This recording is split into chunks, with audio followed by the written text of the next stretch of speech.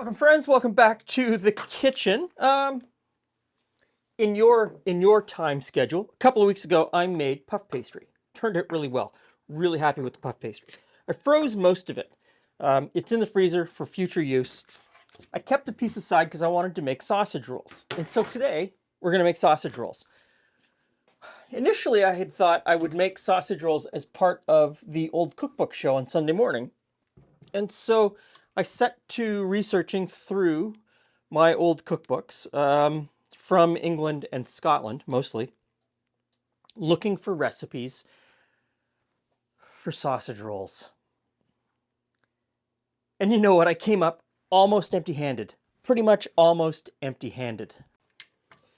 So we're going to make the sausage first. We're starting it from scratch. Into the mixing bowl, I've got some ground pork, pepper, salt, fennel, crushed red pepper flakes, a little bit of garlic powder, some thyme, and some oregano.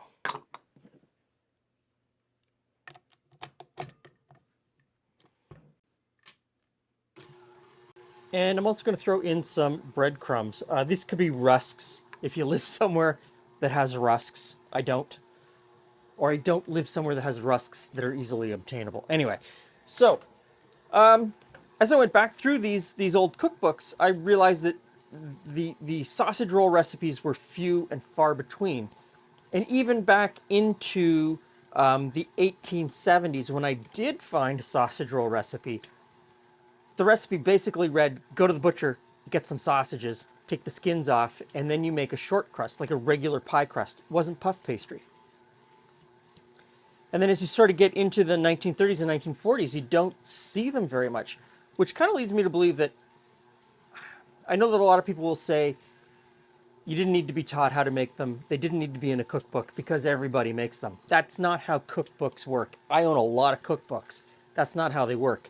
In a cookbook where, they're teaching you how to make a fried egg, you would think that if you knew how to make a fried egg, they wouldn't put it in. Anyway, really kind of made me think that a sausage roll was something that you ate out, that you got on the street, or you got in a restaurant, or you got somewhere else. You weren't making them at home. And I don't really know what the disconnect is, and I feel that I have to do a whole lot more research into the sausage roll before I can make any sort of conclusion or comment on it. These are the things that I think are fun. Okay, that's it.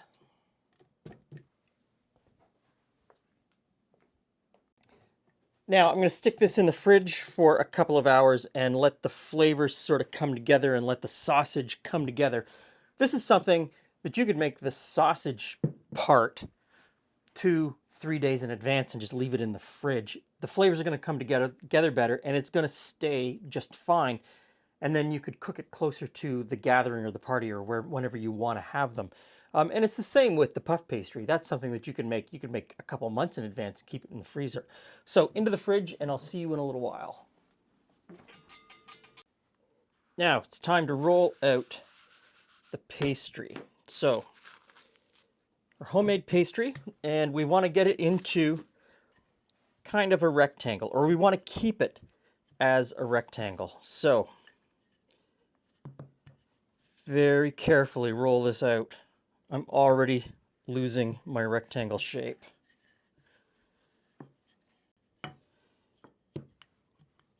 Okay, I think I've got it thin enough and roughly squarish.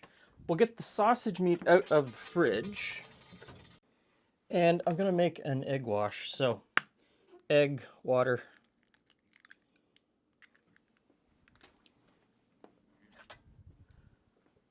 fork. Those are the ingredients of an egg wash.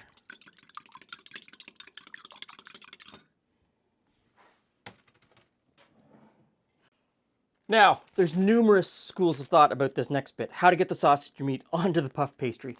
How big should the round of sausage meat be? Do you put it on? Do you pipe it on? Do you just roll it on and make it into a little log by hand? I mean, whatever works for you. I've never piped it on before, so I'm going to try to pipe it on. As for how big the sausage meat should be down the center of your sausage roll, I guess it depends what you're doing with them. If you're taking these on a picnic, as a snack on a picnic, then I guess more sausage. And if it's something that you're just putting on a tray at a party, probably a smaller amount of sausage down the center. Okay, if I can do this, I think you probably can too. So let's see. Can we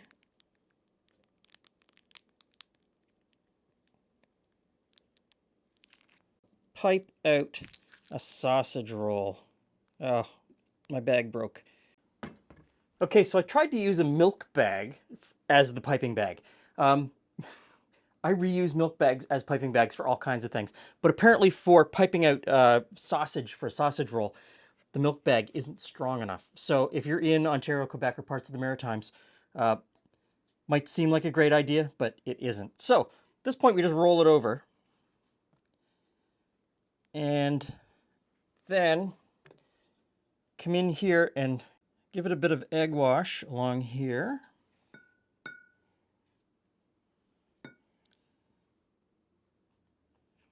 Roll that down like that. Take a knife.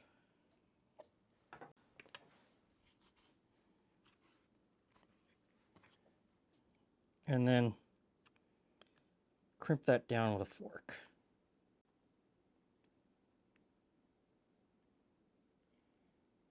They're going to taste great. They may not look fantastic in the end, but they're going to taste great. So I'm going to egg wash the tops.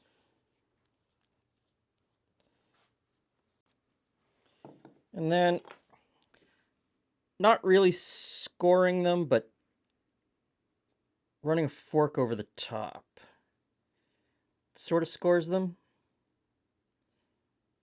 but it will dimple the way the puff pastry puffs. And you can go back the opposite way as well. And then cut them. And so if you were making these for a dinner party, cut them smaller. If you're making them for a snack for like a picnic or something, cut them a little bit longer. And if you were making these for a dinner party and you've never made them before, make them once. Do a trial run. Invite a couple of friends over, a couple of close friends, and share them with them. But do a trial run first, because this is not something that you, as simple as it is, it's probably not something that you want to do before a big dinner party, when all eyes are going to be on you when you make it. Okay, so onto a baking tray covered with a bit of parchment.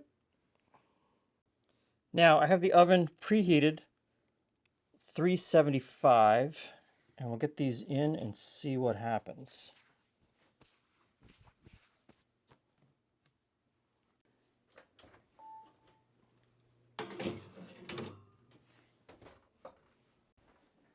Hey, Glenn. Hey, Jules. Hey, friends. It's time for the sausage rolls. Sausage rolls. Okay, so that pastry looks so lovely. pastry does look lovely. I had a bit of trouble with filling them because I overfill. I overfill everything. If you've ever watched this show, you know that I overfill everything. So when I portioned out the pastry yesterday when I made it. Oh, listen to that. See if I can get myself a bite-sized piece. Looks really good. Sounded really great. I didn't weigh it. I didn't weigh it, and so I needed a pound of pastry, and I didn't have a pound of pastry. So if you buy or make your own pastry, make sure you have a pound of pastry, and you'll be fine.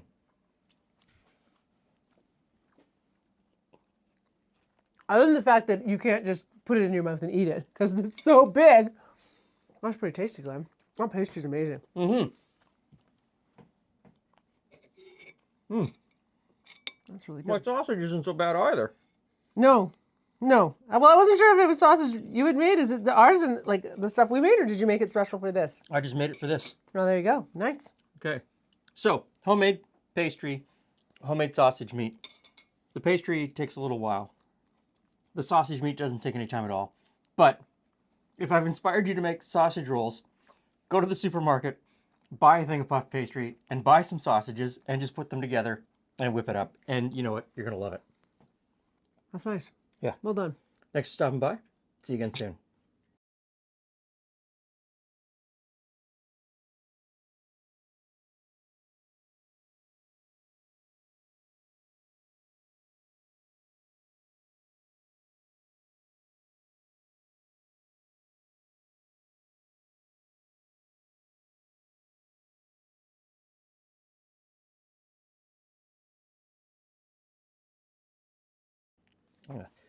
Just throw that in. I'm going to throw that last little bit in. That's really good. All right. Hero shots. Shaken shots.